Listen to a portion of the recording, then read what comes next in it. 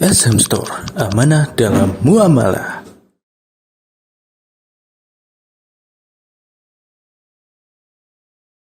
Bismillahirrahmanirrahim. Assalamualaikum warahmatullahi wabarakatuh.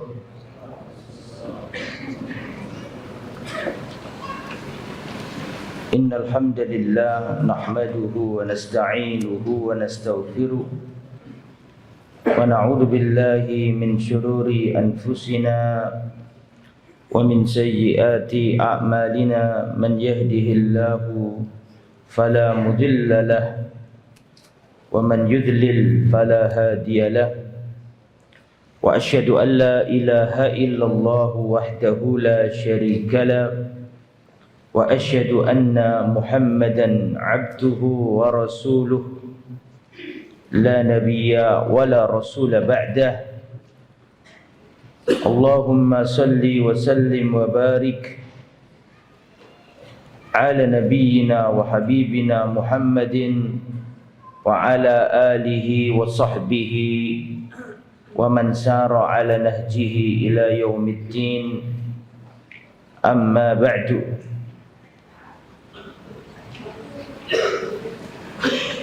Ikhwatal iman rahimani wa rahimakumullah.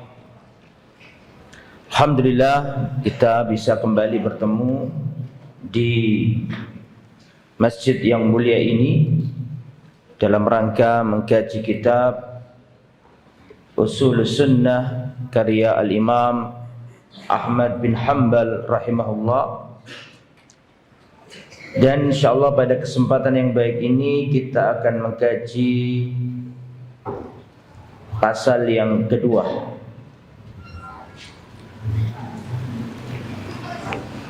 Ahad minkum yaqra. Fadhil Syekh, iqra.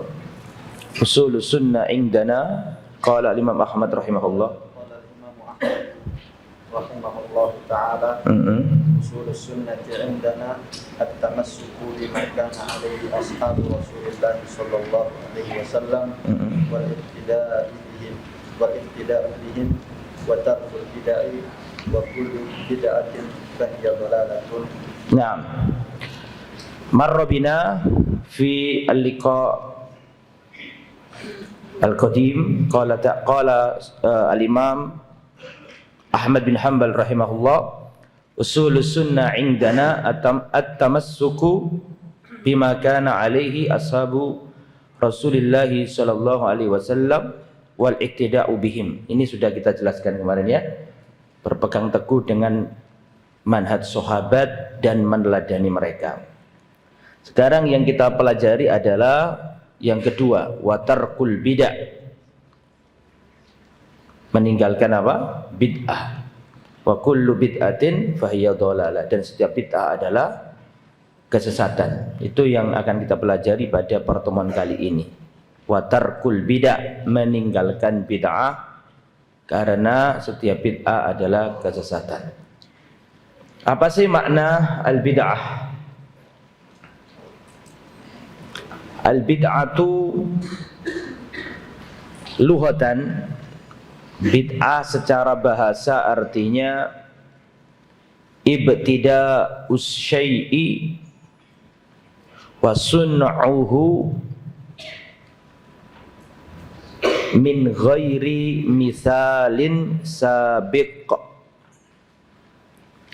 Bid'ah secara bahasa adalah ibtida'us syai'i wa sun'uhu min ghairi mithalin sabiq. Memulai sesuatu dan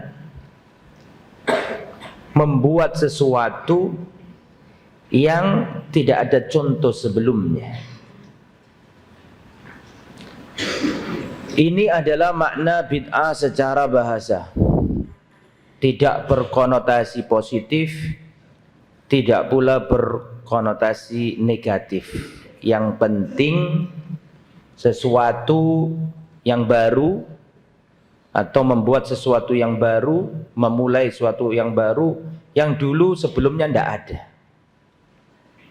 Bisa positif, bisa negatif. Yang penting sesuatu yang baru yang dulu tidak ada.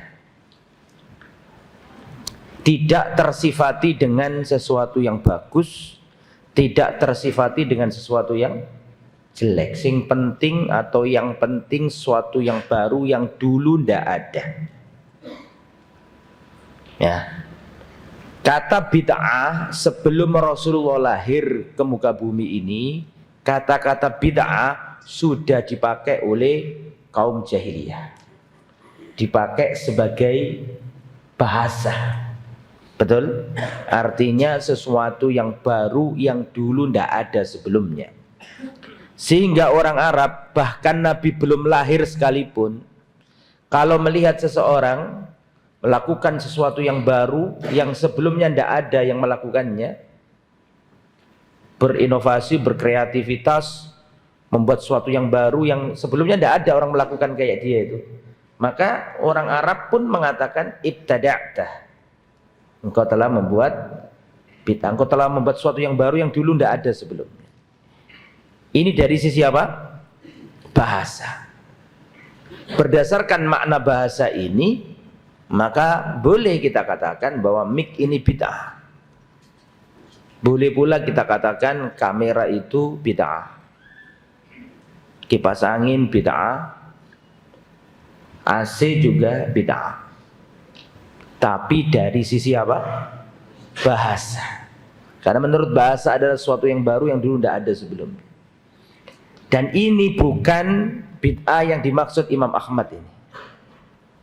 Ini juga bukan bid'ah yang diucapkan Nabi kullu bid'atin dhalalah, setiap bid'ah adalah kesesatan. Bukan itu yang dimaksud Nabi. Adapun yang dimaksud Nabi, yang dimaksud pula oleh Imam Ahmad di sini bid'ah yang terlarang, yang harus kita tinggalkan, dan termasuk pondasi Ahlus Sunnah wal Jamaah tarkul bid'ah, meninggalkan bid'ah. Bid'ah yang bagaimana? Itu bid'ah dari segi apa? Syariat. Sama dengan sholat. Sholat itu sebelum Nabi lahir, kata-kata as-sholatu sudah dipakai oleh orang Arab jahiliyah. Kata sholat sudah dipakai oleh bangsa Arab bahkan Nabi belum lahir. Yang artinya secara bahasa artinya ad-du'a, berdoa. Betul? Betul apa enggak? Nah, ketika Rasulullah diutus jadi Nabi, Nabi diperintahkan oleh Allah menegakkan sholat. Maka sholat yang dimaksud Nabi ini bukan sholat yang dimaksud dari segi bahasa. Betul? Tapi sholat dalam istilah syariat, yaitu sebuah ibadah yang terdiri dari perbuatan dan ucapan yang dimulai dari takbiratul ihram dan diakhiri dengan salam dengan syarat dan rukun tertentu. Bergeser sama dengan bid'ah. Sebelum Nabi lahir, orang kafir jahiliyah sudah memakai lafaz itu yang artinya sesuatu yang baru yang dulu tidak ada. Tapi ketika Nabi diangkat jadi Rasul, Rasul berkata, ya tinggalkanlah bid'ah. Nah, bid'ah yang dimaksud di sini adalah bid'ah secara apa? Syariat. Nah, lalu apa makna bid'ah secara istilah syariat? Kita pinjam ucapan dari Al-Imam Asy-Syatibi dalam kitabnya Al-I'tisam.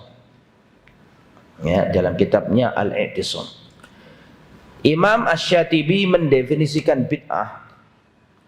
Bid'ah adalah ibaratun an tariqatin fid din.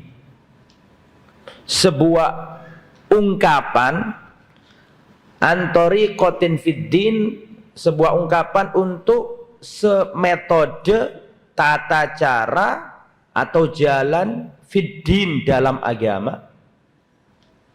Mukhtara'atun tudahi asy-syar'iyyah yuqsadu bisuluki 'alaiha al-mubalagha fit ta'abbud lillahi subhanahu.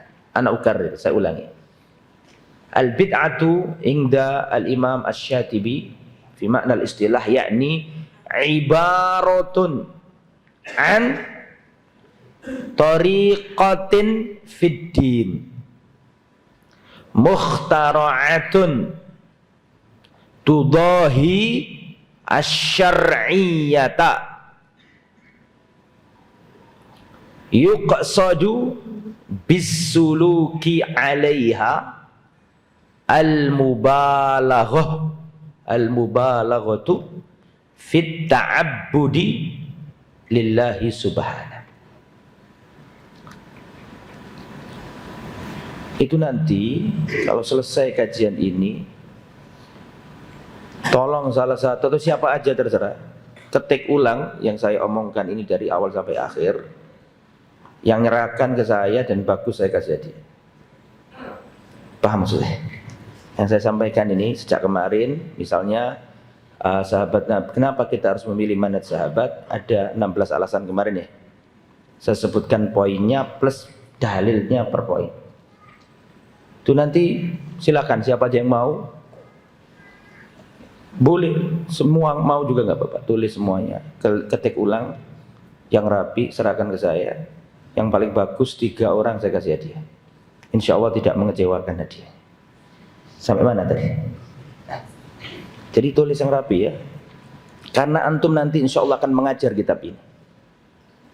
Jadi harus ditulis yang rapi. Sampai mana tadi? Bid'ah ya. Bid'ah secara istilah adalah ibaratun an tariqatin fid din mukhtara'atun tudahi asy-syar'iyyah yuqsadu bisuluki 'alaiha al-mubalaghatu fit ta'abbud lillahi subhanahu. Apalagi zaman sekarang canggih kan, ada internet. Cuman jangan buka internet di waktu kajian, enggak jadi dengarkan nanti. Tulis saja. Ibaratun sebuah ungkapan antori kotin fiddin tentang sebuah metode, tata cara, sebuah jalan fiddin dalam agama. Mukhtara'atun yang dibikin-bikin, yang dibuat-buat, yang tidak ada dalilnya. Tudahi asy-syar'iyyah yang menyerupai syariat. Yuqsadu bisuluki 'alaiha, dimaksudkan untuk melakukannya al-mubalaghah fit ta'abbudillahi subhanahu wa ta'ala, yaitu bersungguh-sungguh dalam beribadah kepada Allah. Dari definisi tadi bisa diperinci bahwa bid'ah itu ada 4 unsur. Unsur yang pertama adalah tariqatin fiddin, tata cara, metode dalam agama. Berarti kalau nggak agama nggak masuk. Membuat pesawat terbang nggak masuk bid'ah yang kita bahas. Membuat teleskop, mikroskop, ya, smartphone nggak masuk. Karena bid'ah secara syariat itu dibatasi apa tadi kata-katanya? Fiddin. Bisa dipahami kira-kira ya jemaah? Tariqatun fiddin, tata cara atau jalan atau metode fiddin dalam agama. Selain itu jangan dimasukkan. Karena banyak orang yang sering ngomong di medsos, ini dikit-dikit bid'ah, dikit-dikit bid'ah, padahal dia sendiri pakai laptop, dia sendiri pakai HP.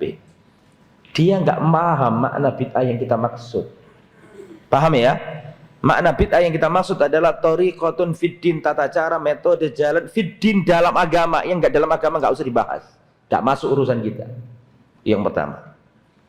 Yang kedua, mukhtara'atun.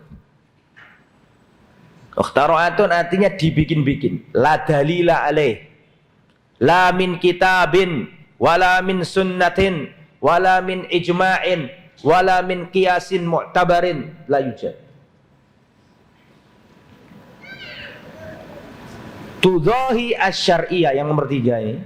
Tudahi asy-syar'iyyah, yang menyerupai syariat. Bid'ah itu kenapa orang kok gampang terjatuh? Karena menyerupai syariat. Makanya banyak yang terjatuh. Saya kasih ilustrasi. Di depan Rumahnya Ustadz Arif dulu itu ada pohon di situ. Atau yang ya di depan rumah saya di desa itu ada mangga besar. Dari kejauhan itu rindang banget. Setelah saya teliti dari dekat, setelah saya nyampe depan rumah, ternyata itu penuh dengan atau banyak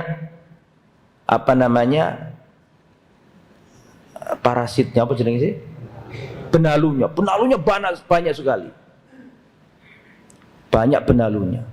Lah bid'ah itu seperti benalu. Dari kejauhan kayaknya itu bagian dari pohon itu.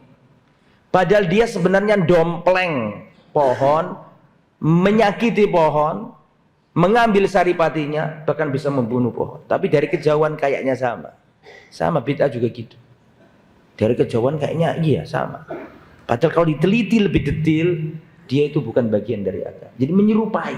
Mesti ada hal-hal yang dikaitkan sama agama sehingga orang mudah tertipu dan terjatuh. Itu nomor berapa? 3. Ini penjelasan dari definisi tadi. Yang nomor 4, yuqsadu bisuluki 'alaiha al-mubalagha fit ta'abbud lillahi subhanahu. Diniatkan pelakunya itu ibadah. Poin nomor 4 itu diniatkan pelakunya ibadah. Itu 4 unsur dari bid'ah secara istilah. Seperti yang disampaikan Al-Imam siapa tadi? Asy-Syatibi, ulama Spanyol. Ketika itu Spanyol berada dalam kejayaan Islam, di antara ulamanya adalah Imam Asy-Syatibi. Ya, rahimahullah rahmatan wasi'ah. Lah, sekarang mengapa sih bid'ah kok dilarang? Emang bahayanya apa? Kok Nabi sering mengatakan kullu bid'atin dolalah? Begitu juga dengan Khulafaur Rasyidin. Begitu juga dengan Imam Ahmad. Usulus sunnah indana, pokok-pokok ajaran ahlus sunnah. Yang pertama, at-tamassuku bima kana alaihi ashabu Rasulillah sallallahu alaihi wasallam. Berpegang teguh dengan manhaj sahabat. Wal iktida'u bihim, dan meneladani mereka. Nomor 2, wa tarkul bid'ah, dan meninggalkan bid'ah. Dan setiap bid'ah adalah kesesatan, kata beliau. Begitu juga imam-imam yang lain. Imam Malik misalnya mengatakan man ibtada'a fil islami bid'atan yaraha hasanah faqad za'ama anna Muhammadan khana risalah. Barang siapa membuat bid'ah dan menganggapnya baik, maka dia menuduh Nabi Muhammad mengkhianati risalah. Artinya enggak sempurna agama ini sehingga ditambah-tambah. Dan Rasul juga menyampaikan dalam hadis yang lain. Begitu juga dengan a'immah, para imam-imam mengingatkan umat selalu hati-hati bid'ah, hati-hati bid'ah. Emang bahaya bid'ah itu apa? Nah, sekarang kita bahas khuturatul bid'ah, bahayanya bid'ah. Apa saja bahaya bid'ah? Sampai-sampai Imam Ahmad meletakkan setelah manhaj sahabat langsung meninggalkan bid'ah. Sebenarnya kalau kita memahami perkataan Imam Ahmad, sebenarnya perkataan Imam Ahmad ini diambil dari hadis Irbad bin Syariah. Al-Irbad bin Syariah. Perhatikan, lihat saya. Rasulullah SAW berkata, "Faman ya'ish minkum ba'di fasayara ikhtilafan katsira." Barang siapa hidup setelah aku mati, dia akan melihat perpecahan yang sangat banyak. Kalau sudah tiba itu, apa kata Nabi? Alaikum bisunnati, sunnatur Rasul, wa sunnatil al-khulafa'ir rasyidin al-mahdin, sunnati sahabah. Setelah itu tamassaku au azdu 'alaiha bin nawajib. Setelah itu apa? Wa iyyakum muhdatsatil umur, hati-hati dengan bid'ah. Sama. Sebenarnya disampaikan Imam Ahmad sama dengan disampaikan Nabi. Berpegang teguh dengan manhaj sahabat, setelah itu tarkul bid'ah, tinggalkanlah bid'ah. Nah, apa sih bahaya bid'ah? Yang pertama, uktubu. Yang pertama, annaha dhalalah. Bahwa bid'ah adalah kesesatan. Bahwa bid'ah adalah apa? Kesesatan. Mana dalilnya? Dalilnya antum sudah hafal semuanya. Wa iyyakum wa muhdatsatil umur. Hati-hatilah dengan perbuatan baru dalam agama. Fa inna kulla muhdatsatin bid'ah, karena setiap perkara baru dalam agama adalah bid'ah. Wa inna kulla bid'atin dhalalah, dan setiap bid'ah adalah kesesatan. Rawahu Ahmad, riwayat Imam Ahmad. Itu alasan pertama kenapa kita harus meninggalkan bid'ah. Karena Nabi mengatakan dhalalah. Kalau ada orang mengatakan tapi ada bid'ah yang baik, ya terserah. Tapi Nabi mengatakan kullu bid'atin dhalalah. Setiap bid'ah adalah kesesatan. Seakan-akan dia ngomong begini, enggak ya Rasulullah, di sana ada kok yang baik. Paham? Rasulullah mengatakan kullu bid'atin dhalalah. Apakah ada bid'ah hasanah? Lalu bagaimana dengan ucapan Imam Syafi'i yang membagi bid'ah, ada yang baik, ada yang tidak baik? Itu nanti saya jelaskan. Tenang, akan sampai pada masa. Nomor 2. Mengapa bid'ah terlarang? Li'anna amala ahlil bid'ah mardud. Karena amalan ahlil bid'ah itu tertolak. Siapa yang tahu dalilnya? Hadis Bukhari Muslim yang terkenal, man amila, ini insya Allah antum apal kabeh kalau ini ya. Hadis yang paling disenangi. Man amila amalan laisa alaihi amruna fahuwa raddun. Barang siapa beramal tidak di atas perintah Nabi, tertolak. Wa fir riwayat, dalam riwayat yang lain, man ahdatsa fi amrina hadza ma laysa minhu fahuwa raddun. Barang siapa mengada-ngadakan amal ibadah, tata cara yang tidak ada perintah Nabi di dalamnya, fahuwa raddun, maka tertolak. Hadis riwayat Bukhari Muslim. Itu alasan nomor 2. Alasan nomor 3, mengapa sih bid'ah kok tertolak? Nomor 3, sawadu wujuhi ahlil bid'ah yaumal qiyamah. Wajahnya para pelaku bid'ah akan gelap gulita. Wajah para pelaku bid'ah akan digelapkan Allah. Mana dalilnya? Uktubu surat Ali Imran 106. Qala ta'ala yauma tabyaddu wujuhu wa taswaddu wujuh. Pada hari itu, hari kiamat, yauma tabyaddu wujuh, ada wajah yang putih berseri-seri, wa taswaddu wujuh, dan ada wajah yang hitam legam. Al-Imam Ibnu Katsir menafsiri ayat ini, pada hari kiamat nanti ada wajah yang putih berseri-seri dan ada wajah yang hitam legam. Kata Imam Ibnu Katsir, beliau menukil ucapannya Ibnu Abbas radhiyallahu anhu. Dan Abdullah bin Abbas adalah di antara manusia yang paling punya otoritas untuk menafsiri Al-Quran, yang tafsirannya tidak diragukan lagi. Karena sejak kecil sudah dapat doanya Rasulullah, Allahumma faqihhu fiddin wa 'allimhu ta'wil.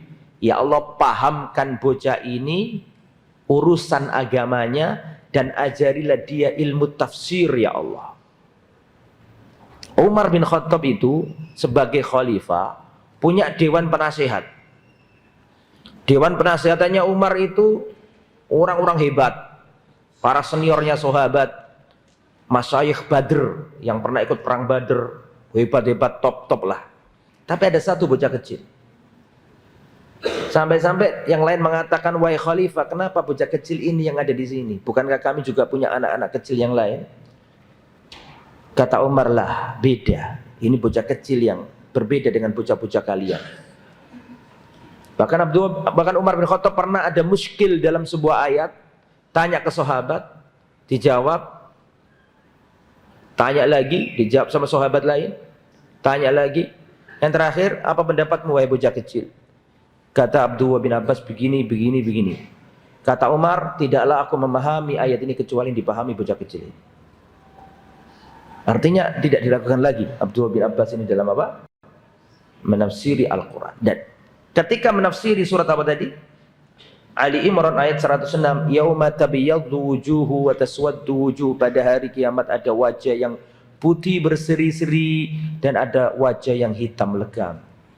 Kata Abdullah bin Abbas sebagaimana dinukil Al-Imam Ibnu Katsir, yauma tabyaddu wujuh, wajah yang putih berseri-seri adalah wujuhu ahli sunnati wal jamaah, wajahnya ahli sunnah.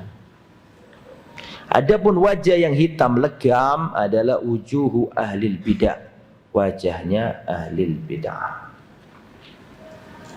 Nanti antum masuk ke maktabah, cari kitab Ibnu Katsir, cari surat Ali Imran ayat 100 berapa tadi?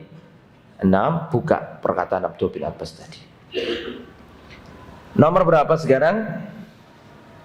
5. 4. Betul? Mengapa kita dilarang melakukan bid'ah? Al-hirman min dukhulil haud wa min asy-syafa'ah.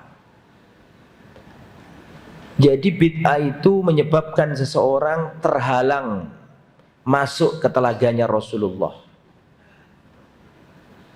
Dan bid'ah itu menghalangi seseorang untuk mendapatkan syafaat.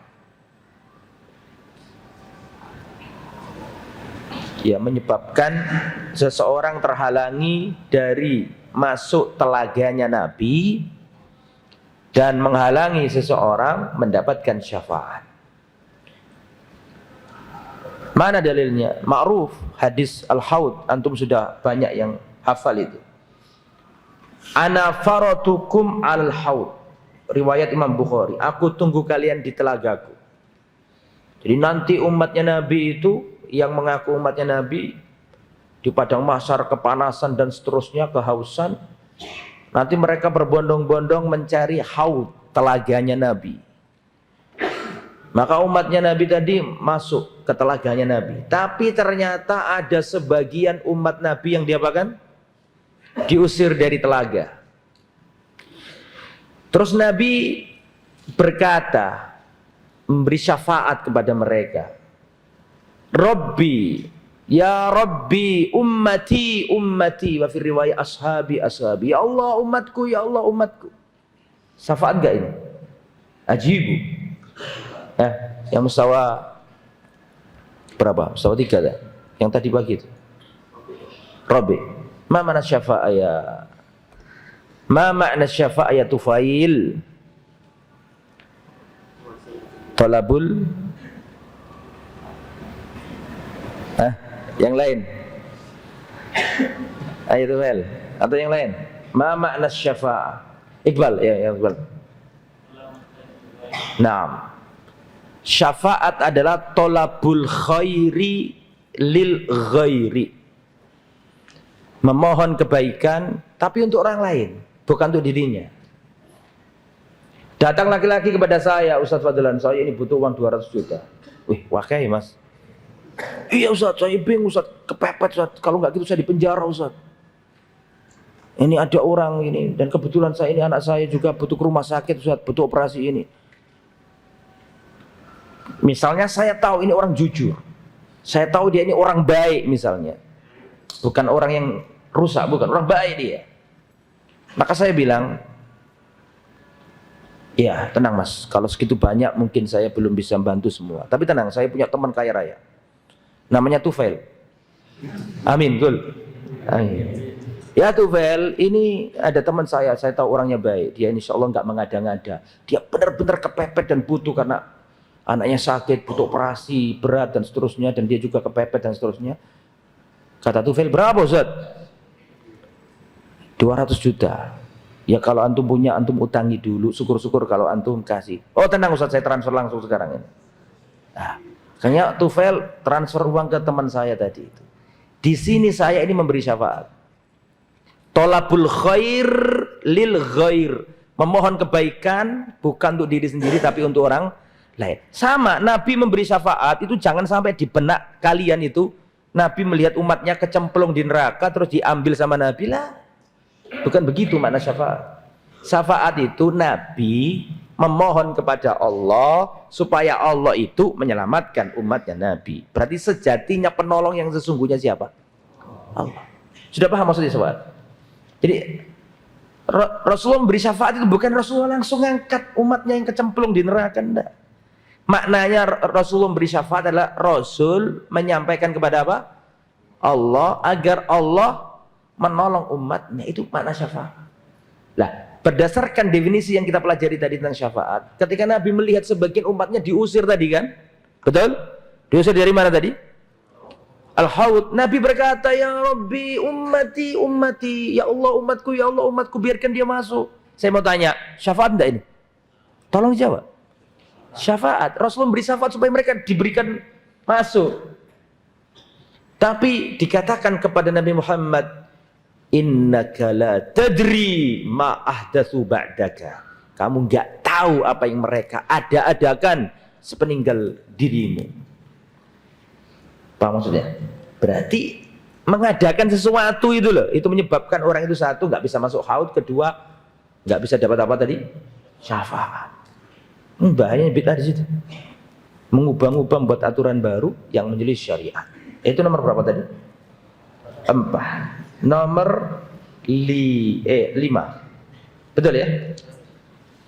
Nomor 5. Mengapa kok kita ini harus meninggalkan bid'ah? Yang nomor 5, li'annal bid'ata tufarriqul ummah.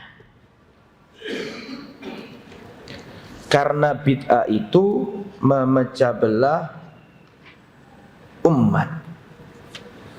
Ya, karena bid'ah itu memecah belah umat. Mana dalilnya Ustadz bahwa bid'ah itu bisa memecah belah umat? Dalilnya surat Al-An'am ayat 153. Qala ta'ala wa anna hadha sirati mustaqiman fattabi'u. Ini adalah jalanku satu yang lurus, kata Allah.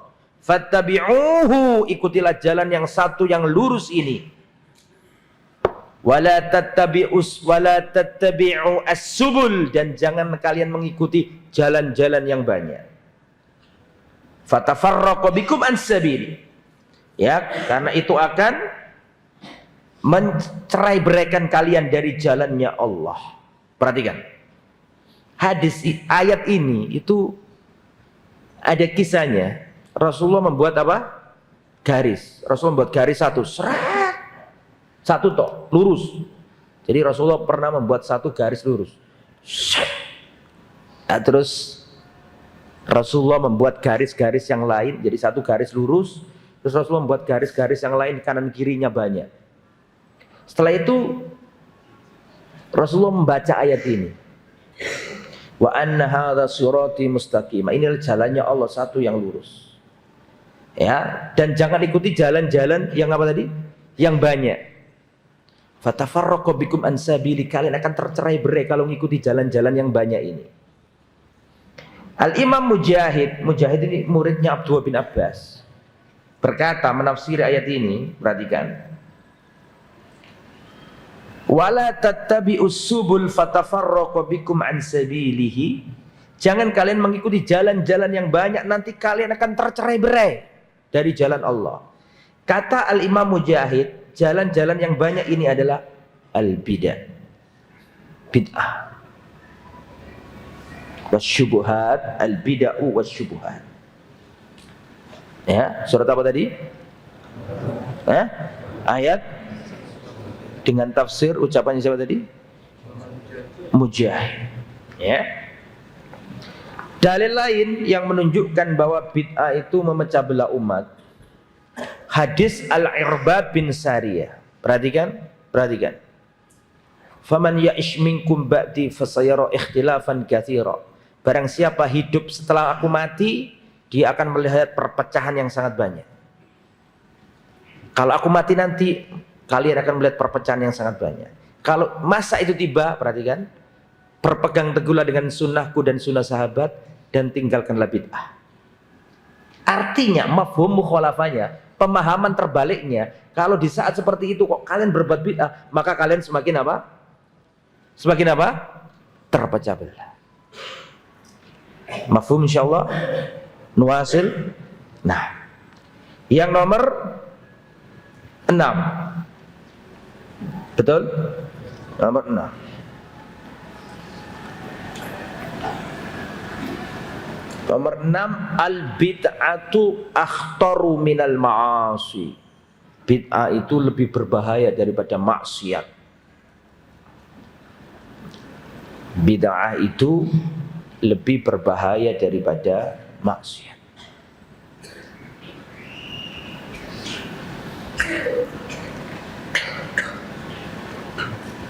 Ya, kenapa kok bisa dikatakan gitu? Dia karena orang melakukan maksiat itu tahu kalau dirinya dosa. Orang berbuat zina tahu kalau dirinya dosa. Tidak ada orang habis berzina terus dia mengatakan alhamdulillah ya Allah. Tidak ada. Sebejat-bejatnya orang habis zina mesti dia astagfirullah. Paling enggak hatinya enggak nyaman, gitu. Enggak ada habis zina alhamdulillah ya Allah. Tidak ada. Karena dia tahu dirinya dosa. Orang membunuh tahu dirinya dosa, minuman keras tahu, dan akan dihantui rasa bersalah.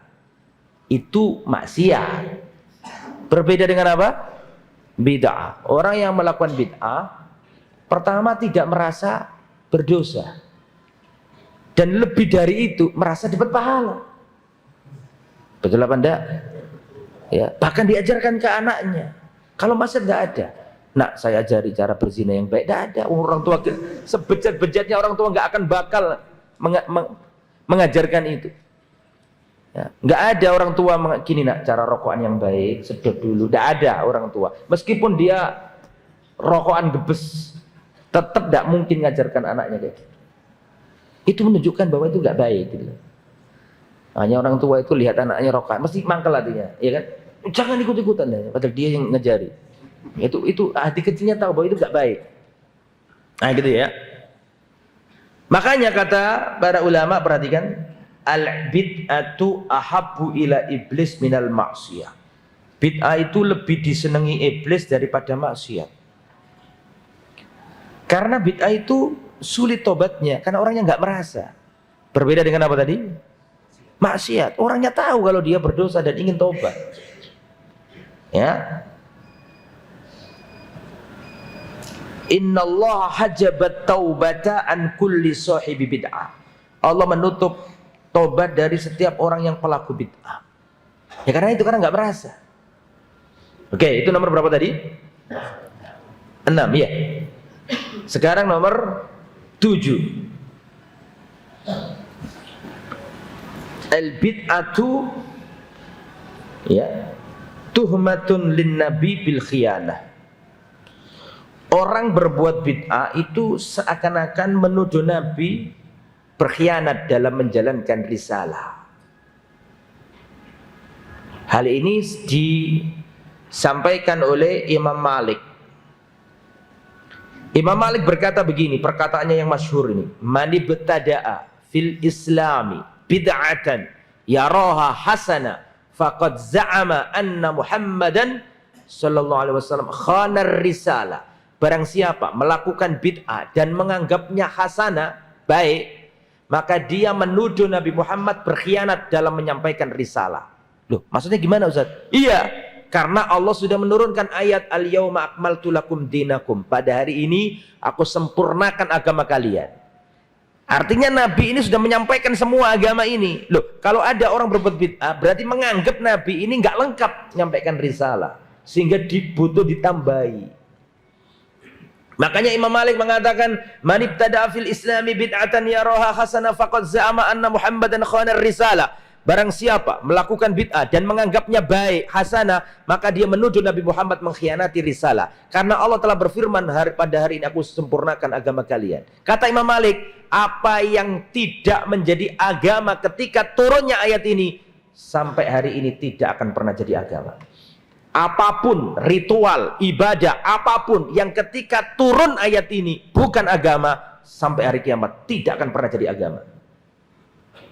Karena Allah sudah memagar. Di dalam Islam itu ada pagar Al-Quran dan hadis. Ada ayat yang menjadi pagarnya agama. Karena ada ayat ini, tidak bisa Islam diotak-atik lagi. Yaitu surat Al-Ma'idah ayat 3. Al-yawma akmaltu lakum dinakum. Pada hari ini tanggal 9 Dzulhijjah. Betul? tahun berapa? 10 Hijriah turun ayat ini. Al-yawma akmaltu lakum dinakum, pada hari ini aku sempurnakan agama kalian. Kata Imam Malik, ini seperti pagar. Ketika ayat ini turun, apapun yang ketika turunnya ayat ini bukan agama, sampai kapanpun nggak akan jadi agama. Karena sudah dipagari di sini. Kenapa agama Nasrani dengan Injilnya punah dan diacak-acak? Karena nggak ada ayat ini. Kenapa Taurat ya dan agamanya Nabi Musa diacak-acak, diganti-ganti? Karena nggak ada pagarnya, nggak ada ayat kayak gini, nggak ada. Ini ayat nggak ada di Taurat, nggak ada di Injil, hanya ada di Quran tok. Makanya pakem nggak bisa diotak-atik lagi karena ada ayat ini. Itu dari Qurannya. Dari hadisnya, man amila amalan laisa alaihi amruna fawaradun. Barang siapa beribadah, beramal, beramal soleh tanpa ada perintah dari Nabi, tertolak. Pager, nggak bisa diotak-atik lagi. Ya, maka kalau ada orang melakukan ritual baru dan dianggap bagian dari agama, seakan-akan dia menuduh Nabi Muhammad nggak lengkap menyampaikan risalah. Paham insya Allah? Terus nomor berapa sekarang? Adzan dulu, silakan adzan dulu. Kita lanjutkan dikit, atau silakan kalau ada tanya jawab.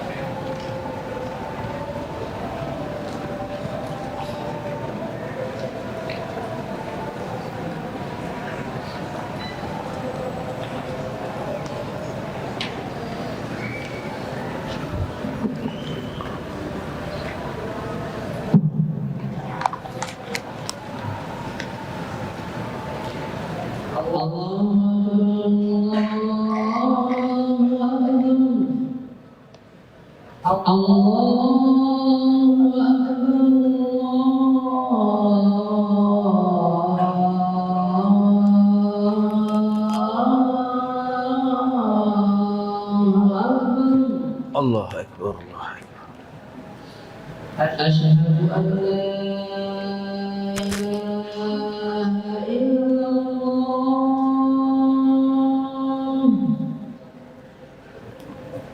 Asyhadu an la ilaha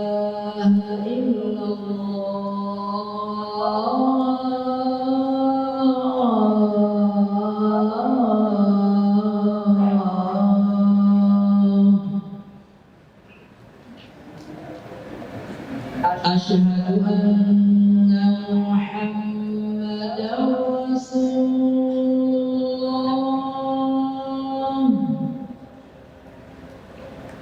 Asyhadu anna Muhammadan Rasulullah.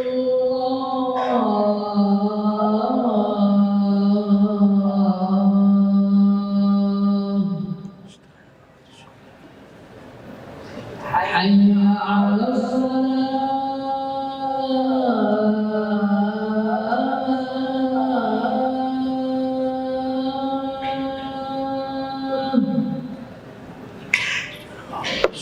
Hayya 'alas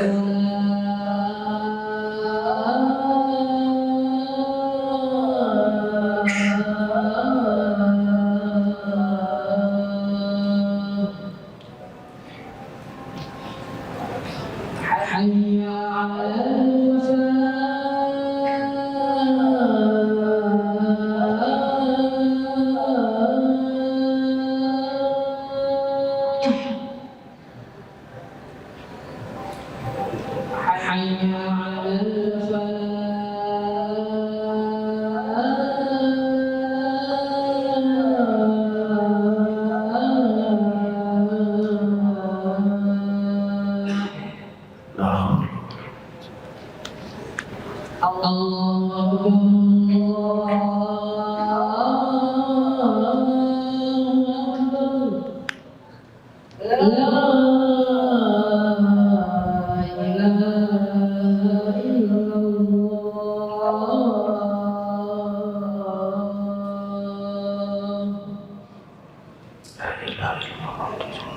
Allahumma rabb hadhihi salatul qaimat Muhammadin rasulul fadil wa maqamah. Baik. Nuwasil qalilan. Sampai nomor berapa sekarang? Sekarang berapa tadi, Mas? Sekarang 8. As-samin al-bid'atu tumitus sunnah. Bid'ah itu mematikan sunnah.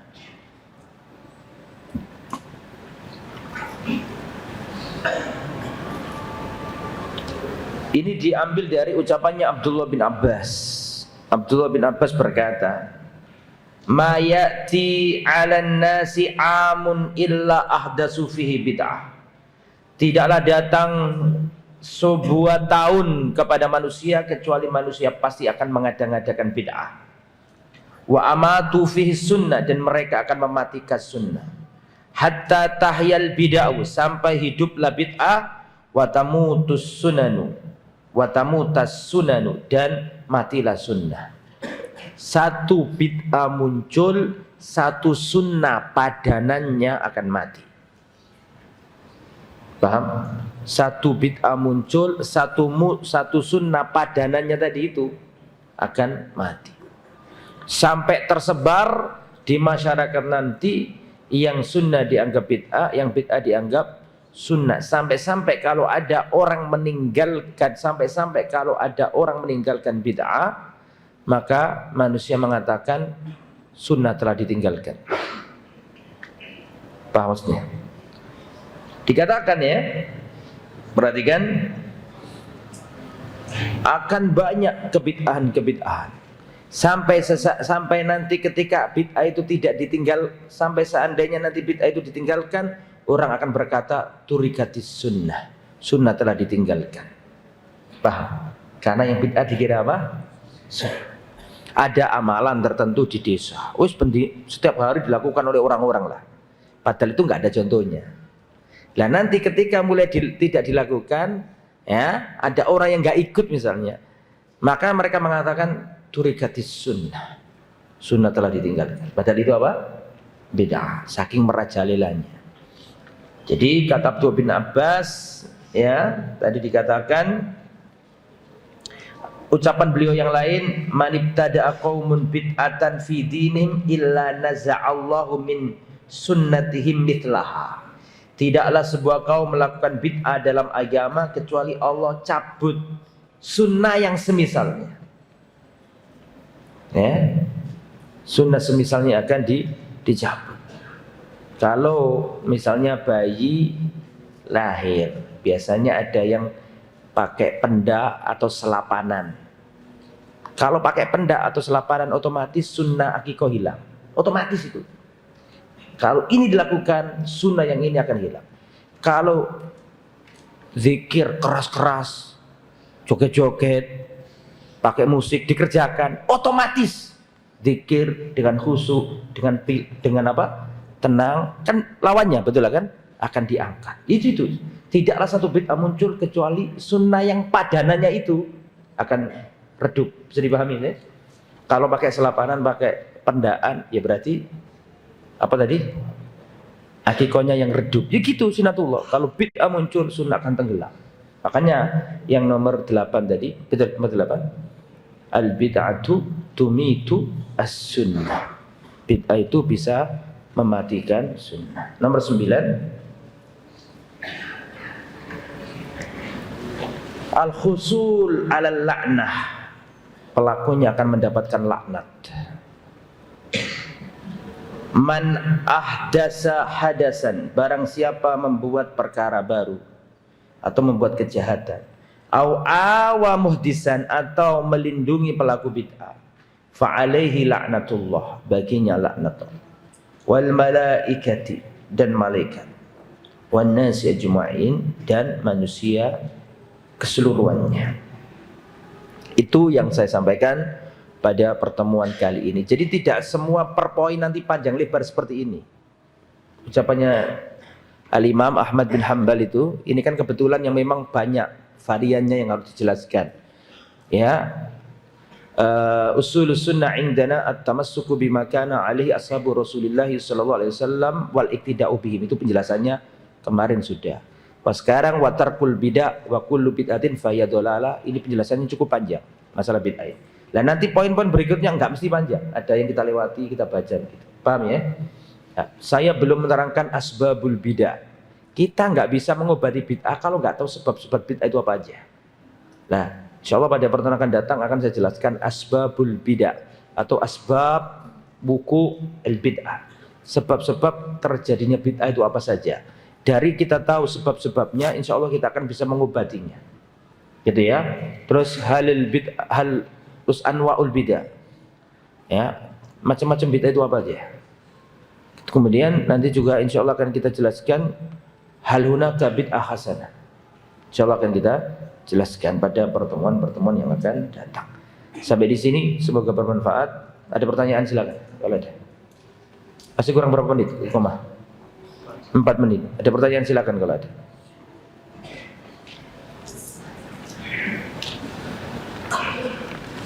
Apakah boleh ikut mensolati jenazah ahlul bid'ah? Pertama, manusia terhadap bid'ah itu ada 3 golongan. Kelompok yang pertama adalah kelompok yang al-hulu, ekstrim, sampai memasukkan ke dalam bid'ah apa yang sebenarnya enggak bid'ah. Membuat yayasan bid'ah, membuat sekolah tinggi bid'ah, sekolah pakai kelas-kelas bid'ah, karena di zaman Nabi enggak ada. Ini salah satu gambaran kelompok yang ekstrim, hulu dalam membid'ahkan. Ini enggak bagus. Sampai-sampai memasukkan dalam kategori bid'ah perkara yang sebenarnya bukan bid'ah. Itu ya. Kemudian kelompok yang nomor 2 kebalikannya, kutub yang berseberangan, yaitu at-tafriq, kelompok yang ngawur dan bermudah-mudahan sampai nggak ada bid'ah, terus kabeh boleh. Wah, ini boleh, sampai seakan-akan bid'ah itu nggak ada. Lah kita ini harus pertengahan. Kita katakan bid'ah jika memang dalil dan kaidah-kaidah menunjukkan hal itu bid'ah. Dan kita tidak mengatakan bid'ah kalau tidak bid'ah. Jadi harus proporsional. Apakah boleh kita mensolati jenazah para pelaku bid'ah? Ini bid'ahnya bagaimana dulu? Dulu para salaf dulu mengatakan ini penting, ini menerapkan ucapan salaf di medan dakwah. Itu kadang-kadang enggak seperti bayangan antum. Seandainya aku bertetangga dengan kera dan anjing, lebih aku cintai daripada bertetangga dengan ahli bid'ah. Ahli bid'ah yang dimaksud mereka itu apakah sama dengan yang dalam benak antum, tetangga-tetangga antum ini? Itu yang kita ini kadang-kadang enggak paham cara mentanzil ucapan para salaf. Para salaf dulu ketika menyebut ahli bid'ah itu gambarannya adalah Qadariyah, Jabriyah, paham saja? Mu'tazilah. Dan itu nggak bisa diterapkan pada orang-orang yang hanya karena masalah fikhiyah kemudian kita katakan ahli bid'ah. Paham saya? Kata-kata yang kejem-kejem itu nggak bisa kita terapkan kepada orang yang kita anggap beda dengan kita, misalnya kunut subuh misalnya. Paham saya ya? Dikirnya keras terpimpin misalnya. Paham saya? Atau apalagi contohnya adzan Jumat. Kalau adzan Jumat yang 2 malah yang sunnah ya. Ya contoh lain lah. Artinya kalau sebatas urusan fikhiyah, ya ini melakukan hal-hal yang masih diperselisihkan para ulama, atau bid'ah yang bukan dalam masalah yang usul, maka kita ya, karena bid'ah sendiri kan macam-macam. Nah, sebenarnya nanti saya jelaskan. Ada bid'ah yang mukafirah, ada bid'ah yang kalau dikerjakan orang bisa menyebabkan pelakunya apa? Murtad. Ada bid'ah yang mufassiqah. Ya, jadi bid'ah pun ada, hitam itu tidak selamanya kelam. ada hitam juga yang rada-rada putih kan gitu kan. Ya, kita menyikapinya pun beda. Kita nggak mungkin menyamakan ahli bidah yang dimaksud para ulama salaf dulu dari kalangan Mu'tazilah, Khawarij kan gitu kan, dengan masalah fikih yang tetangga kita nggak ngerti, ikut yasinan, ikut tahlilan. Nggak serta-merta yang kalam-kalam yang kejam-kejam itu langsung boleh diterapkan kepada mereka. Seribah mau saya, ya, mereka selama muslim, ya namanya orang awam mungkin nggak ngerti, ya kita sholati. Dia muslim kan, selama muslim masih berada sholati, kita doakan yang baik-baik. Jadi begitu ya. Kecuali kalau memang terkenal tokoh Syiah mencela-cela para sahabat, tokohnya nih, ya jangan disolati kalau kayak gitu. Atau dukun serangannya nyantet orang, ya jangan disolati kalau itu. Ya. Tapi kalau ada saudara muslim yang mungkin dia nggak ngerti, sudah sejak kecil di lingkungan yang seperti itu beda lagi. Muslim dia, kita doakan ya. Jadi terperinci jawabannya. Bagaimana menanggapi orang yang mengatakan tidak bisa semua hal baru dalam agama itu dikatakan bid'ah? Karena apabila seperti itu, bagaimana dengan khataman Quran, sholat tarawih karena tidak ada contoh? Wallahu a'lam bishawab. Ya. Menghatamkan Al-Quran, membaca Al-Quran, boleh-boleh saja. Kenapa nggak boleh? Bagaimana dengan khatam Quran dalam sholat tarawih? Ya silakan aja, yang mau yang kuat boleh, mau Qul Huwallahu juga boleh, mau Al-Baqarah juga boleh, mau Yasin juga boleh. Selama Al-Quran, apa yang terlanggar di situ? Tidak ada yang terlanggar. Membaca Al-Quran, syarat rukunnya tarawih terpenuhi. Wallahu a'lam. Wa hadza amalu al-ulama jil ba'dal jil, dari generasi ke generasi. Wala yungkir minal ulama, dan tidak ada ulama yang mengingkari itu. Wallahu a'lam. Wallahu a'lam. Ya. Saya nggak bisa mengatakan itu bid'ah, karena memang boleh baca Quran. Wallahu a'lam bishawab. Ada lagi pertanyaan? Cukup. Semoga bermanfaat. Jazakumullah khairan katsiran ala husni ihtimamikum wa musyarakatikum. Wa insyaallah nuwasil kalamana fil liqa' al-akhir biidznillah. Subhanakallahumma wa bihamdika asyhadu an la ilaha illa anta astaghfiruka wa atubu ilaik. Wassalamualaikum warahmatullahi wabarakatuh.